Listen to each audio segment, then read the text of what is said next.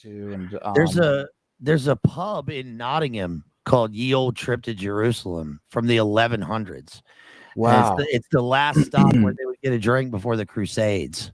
Yeah, that really puts into perspective how young our country is. Like I I watched know. that podcast, The Royal Path with Father Turbo. I know he's a part of patristic faith. Yeah, Isn't he? yep. And he always In says, he fact, goes, did you know Father Turbo actually, before he was father, he was an acolyte giving me my first like communion when I really? Wow, that's so we interesting. have I didn't know that. yeah, I sent him a picture and I'm like, I'm so glad that we have this history together. Right? Yeah, he has a common thing that he says. He goes, the world has underwear older than America. Like there's The buildings term- you go to in parts of Europe that are literally like 1,000 years older than Oh yeah, America. so in Dublin, the oldest pub is Brazenhead, and it's 900 or something like that too, and you can go there and have a pint. Yes, and this isn't an uncommon thing in Europe. I mean, I don't know. People might not know this. The second time it was that I appeared on Jim Bob's stream, I mentioned and I brought up. I don't have it. It's upstairs. The commemorative New Testament print of the Serbian Orthodox Church it was in 2013.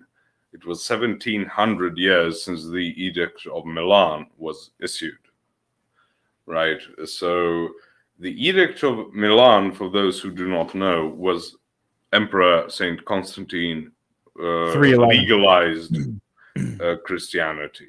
And this is a huge, huge thing.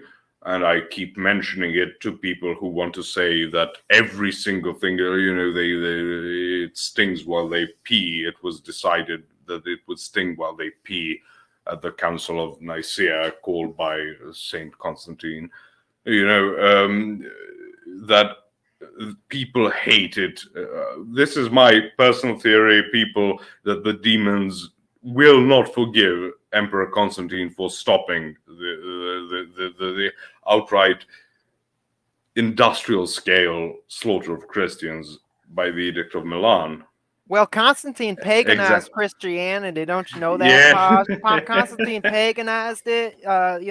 Those icons and all that. I was watching you with Jim Bob talking to that K-Ross guy, and it was driving me nuts, dude. I was literally screaming at my phone like, "Oh, Norman right."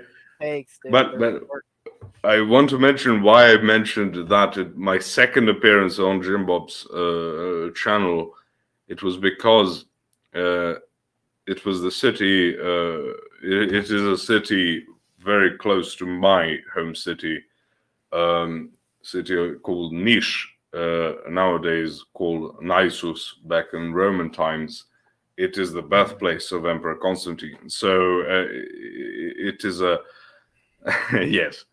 My theory is there is no event in history, it doesn't matter how recent, that you cannot attribute to Emperor Constantine and the Council of Nicaea if you're Protestant enough.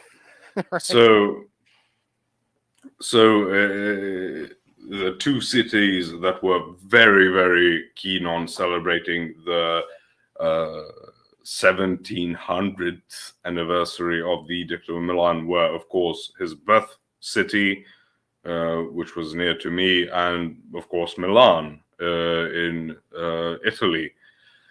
So it is a massive thing that this history is so alive here, and I fear that it is pride that leads people to rejecting so much of history because it's not near to them.